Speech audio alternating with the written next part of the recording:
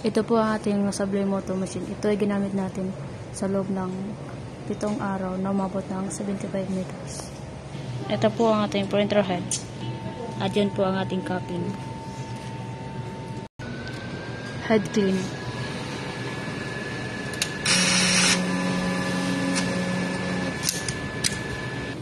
Nozzle check.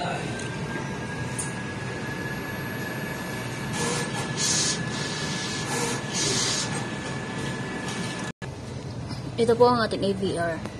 At ito naman po ang ating ink tank. Ito naman po ang ating waste tank. Ang ating Sublinova ink, use. At yun naman po ang unused. At ito naman po yung ating sub-roll. Inventory.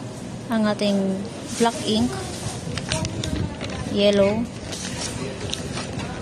magenta, at cyan. Ito naman po ang ating daily maintenance. Ang ating output record.